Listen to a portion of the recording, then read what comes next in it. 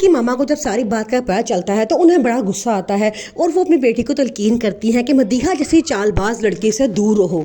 दूसरी तरफ जब मदीहा देखती है कि उसके भाई का गम से बहुत बुरा हाल है, अब वो फैसला करती है कि कुछ ऐसा किया जाए कि मुस्कान को रज़ा के दिल से पूरी तरह से उतार दिया जाए और ये बात साबित की जाए कि दुख सिर्फ आपको ही है। मदीहा तो अपनी ज़िंदगी में मगन हो चुकी है। रज़ा सबसे साफ कहता है कि अगर वो शादी करेगा तो दोबारा मुस्कान से ही करेगा, वरना उसके अलावा वो किसी से शादी नहीं करेगा। अब उसकी मम्मा बड़ा परेशान है।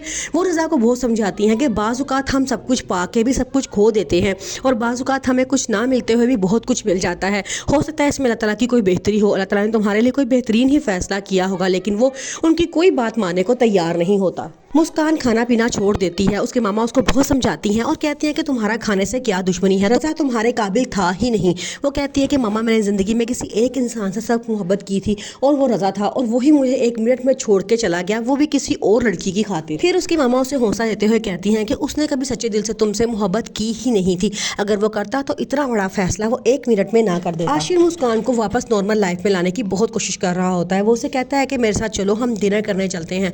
जैसे ही वो उसको बाहर लेके जाता है तो मुस्कान का रवैया थोड़ा सा बेहतर होता है, लेकिन फ़ौरन मदीहा और रज़ा भी वहाँ पे पहुँच जाते हैं। तो मदीहा उसे दिखाती है कि देखो तुम तो इतने गम में फिर रहे हो और मुस्कान को देखो वो अपनी ज़िंदगी में आगे बढ़ चुकी है, इसलिए अब भी तुम भी अपनी ज़िंदगी के बारे में बेहतरीन फ़ैसले करो। रज़ा को बहुत गुस्सा आता है। वो गाड़ी में जाता है, उसे बाहर निकालता है और कहता है कि एक मैं ही पागल था, तुम्हारे गम में ढाल हो रहा हूँ, तुम तो यहाँ पे ऐश कर रही हो और मज़े की ज़िंदगी गुजार रही हो। रज़ा अपनी बहन की बेइज्जती पे जज्बात में आके मुस्कान को तलाक तो दे देता है, लेकिन बाद में बड़ा पछताता है। रो रो के उसका बुरा हाल हो जाता है, यहाँ तक कि वो अपने आप को कमरे में बंद कर लेता है। फिर वो गुस्से में गाड़ी निकालता है और रोता हुआ मुस्कान के घर पहुँच जाता है और कहता है कि मुस्कान सिर्फ मेरी है, इसको मैं अपने साथ लेके जाना चाहता हूँ। जबकि उसके घर वाले रज़ा को धक्के देकर उस घर से निकाल देते हैं और कहते हैं कि उस दिन तुमने कोई ख्याल नहीं किया, एक झटके में इस रिश्ते को ख़त्म करके चले गए, अब तुम किस हैसियत से यहाँ पे आए हो, अब मुस्कान के साथ तुम्हारा कोई रिश्ता नहीं है। मुस्कान बहुत रोती है। आशिर उसे बहुत हौसला देता है और कहता है कि तुम फिक्र ना करो, अल्लाह ने तुम्हारे लिए कोई बेहतरीन ही सोचा होगा।